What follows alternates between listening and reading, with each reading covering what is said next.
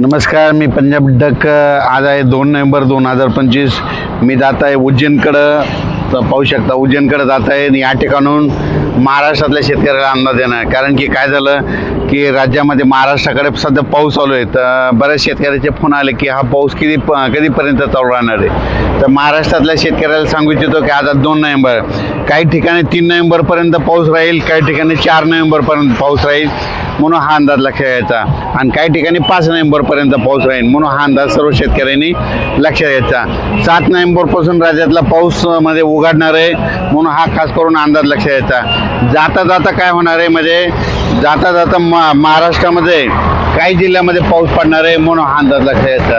मग ते सांगायचं झालं तर मग त्याच्यामध्ये जाता जाता कोणत्या जिल्ह्यात जास्त पाऊस पडणार आहे, त्याच्यानंतर परभणी जिल्ह्यामध्ये, त्याच्यानंतर नांदेड जिल्ह्यामध्ये, त्याच्यानंतर हिंगोली जिल्ह्यामध्ये, बीड जिल्ह्यामध्ये, लातूर जिल्ह्यामध्ये, धाराशिव जिल्ह्यामध्ये, सोलापूर जिल्ह्यामध्ये, सातारा, सांगली या पट्ट्यामध्ये, त्याच्यानंतर ह्या पट्ट्यामध्ये, त्याच्यानंतर इकडं झालं तर यवतमाळ जिल्ह्यामध्ये, वाशिमकडं ह्या पट्ट्यामध्ये काय होणार, जाता जाता 4-5 तारखेला पाऊस पडणार आहे म्हणून हा अंदाज लक्षात घ्यायचा.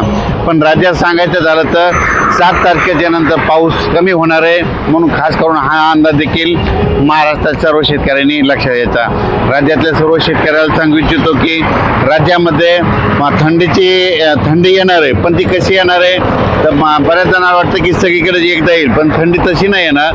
काय होणार आहे, 5 तारखेला तुम्हाला सांगू इच्छितो, नंदुरबार जिल्हा, धुळे जिल्हा, नाशिक जिल्हा, जळगाव जिल्हा, नांदुरा तालुका, बुलढाणा जिल्हा, घाटाच्या खाली, त्याच्यानंतर परतवाडा, खामगाव, अकोला, अकोट, वर्धा, नागपूर ह्या परिसरामध्ये 5 तारखेला थोडी थंडी जाणवणार आहे. ती थंडी काय होणार आहे, 6 तारखेला ती थंडी काय होणार आहे, इकडं अहिल्यानगर, जुन्नर, आंबेगाव, त्यानंतर ओझर, त्याच्यानंतर इकडं संभाजीनगर, जालना जिल्हा, परभणी जिल्हा, त्याच्यानंतर हिंगोली जिल्हा, त्यानंतर वाशिम जिल्हा, अकोला जिल्हा, यवतमाळ जिल्हा या पट्ट्यामध्ये 6 तारखेला थोडी थंडी जाणवणार. 7 तारखेला ती थंडी परत काय होणार आहे, परभणीकडे या परिसरामध्ये येणार, आणि 8 तारखेला परत राज्यात बऱ्याच ठिकाणी थंडी जाणवण्याला दिसणार म्हणून हा अंदाज लक्षात द्यायचा. म्हणजे सांगायचं झालं तर राज्यामध्ये आणखीन फक्त मी म्हटलं होतं ना 4 तारखेपर्यंत राज्यात भाग बदलत विखुरलेला स्वरूपाचा पाऊस पडणार आहे म्हणून हा अंदाज लक्षात द्यायचा. म्हणजे 4 तारखेपर्यंत राज्यात सर्वदूर नाही, फक्त विखुरलेल्या स्वरूपाचा पाऊस असणार आहे म्हणून हा अंदाज लक्षात द्यायचा. 7 तारखेनंतर राज्यातला बऱ्याच ठिकाणचा पाऊस निघून गेलेला दिसेल म्हणून हा देखील अंदाज सर्व शेतकऱ्यांनी लक्षात घ्यायचा. आता याच्यानंतर 4, 5, 6 तारखेला राज्यात धुके देखील हे देखील येईल म्हणून हे देखील सर्व शेतकऱ्यांनी लक्षात घ्यायचं. ज्यांना कांदा पेरायचा असेल तर त्यांनी कांदा 5 तारखेच्या नंतर ते देखील टाकू शकता. हरभरा देखील पेरू शकतात, गहू देखील पेरू शकता, कारण की राज्यात आता शेवटचाच पाऊस आहे, आणि शेवटचा पाऊस जाता जाता काय होणार आहे, जाता जाता काही जिल्ह्याला मध्ये झोडपून काढणार आहे म्हणून हे अंदाज सर्व शेतकऱ्यांनी लक्षात घ्यायचा. अचानक वातावरणात बदल झाला, लगेच एक मेसेज दिला झाला आहे. धन्यवाद. आता हे जे पाऊस पडायला पहिलं काय झालं की मागचा ते पाऊस पडला 4-5 दिवसाखाली, म्हणजे ते एक चक्रीवादळ होतं, ते गेलं, ते निवंत झाल्यामुळं.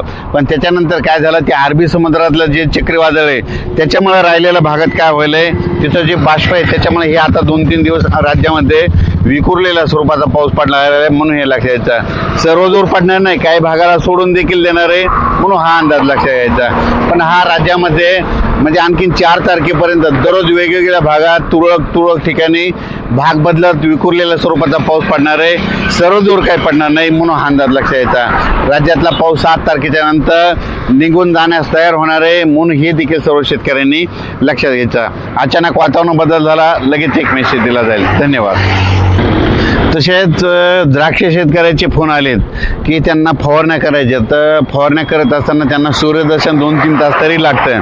तर द्राक्ष शेतकऱ्याला सांगू इच्छितो की 4, 5, 6च्या दरम्यान, म्हणजे 4, 5, 6च्या दरम्यान 2-2, 3-3 तासाचं चांगलं सूर्यदर्शन होणार आहे, त्याच्यामुळं त्यामध्ये तुमच्या फवारण्या करू शकता.